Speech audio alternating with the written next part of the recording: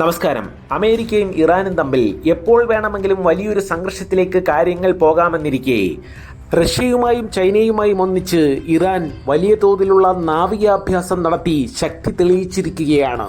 Maritime security belt 2025 എന്ന് പേരിട്ട സംയുക്ത നാവികാഭ്യാസം ലോകമെമ്പാടുമുള്ള മൊത്തം അസംസ്കൃത എണ്ണ വ്യാപാരത്തിന്റെ 1/5 കടന്നുപോകുന്ന പേർഷ്യൻ ഗൾഫിന്റെ ഇടുങ്ങിയ മുഖമായ ഹോർമൂസ് കടലിടുക്കിന് സമീപമുള്ള ഒമാൻ ഉൾക്കടലിലാണ് നടന്നത്.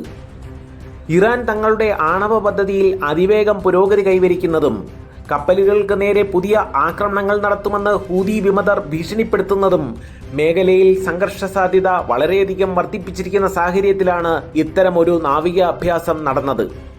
ഇറാനിയൻ തുറമുഖമായ ചബഹാറിന് സമീപം നടക്കുന്ന സെക്യൂരിറ്റി ബെൽറ്റ് 2025 2019 മുതൽ ഇറാൻ, ചൈന, റഷ്യ എന്നീ രാജ്യങ്ങൾ സംയുക്തമായി നടത്തുന്ന 5ാമത്തെ നാവികാഭ്യാസമാണ്. ഇന്ത്യൻ മഹാസമുദ്രത്തെയും ഹോർമുസ് കടലിടുക്കിനെയും ബന്ധിപ്പിക്കുന്ന നിർണായക കവാടമാണ് ഒമാൻ ഉൾക്കടൽ. ഈ മേഖലയിൽ അമേരിക്കയുടെ ശക്തമായ നാവികസേനാ സാന്നിധ്യവുമുണ്ട്.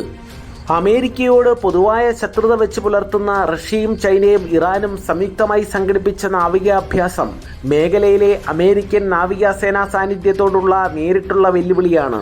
റഷ്യയും ചൈനയും ഇറാനുമായുള്ള കൂട്ടുകെട്ട് മേഖലയിൽ യുഎസിനും അതിന്റെ പങ്കാളികൾക്കുമുള്ള സ്വാധീനം കുറയ്ക്കുമോ എന്ന ആശങ്കയും ഉയരുന്നുണ്ട്.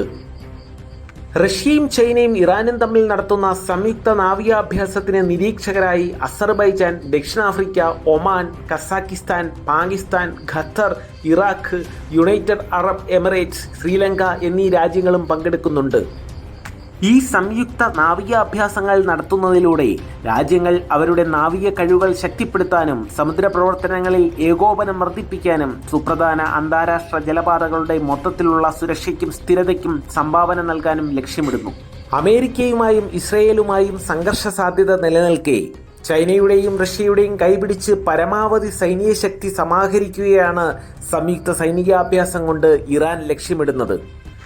ഏതായാലും ഒമാൻ ഉൾക്കടലിൽ നടത്തിയ സംയുക്ത നാവികാഭ്യാസത്തിലൂടെ ചൈനയും റഷ്യയും ഇറാനും അമേരിക്കയ്ക്കും സഖ്യകക്ഷികൾക്കും നൽകുന്നത് വ്യക്തമായ മുന്നറിയിപ്പാണ്.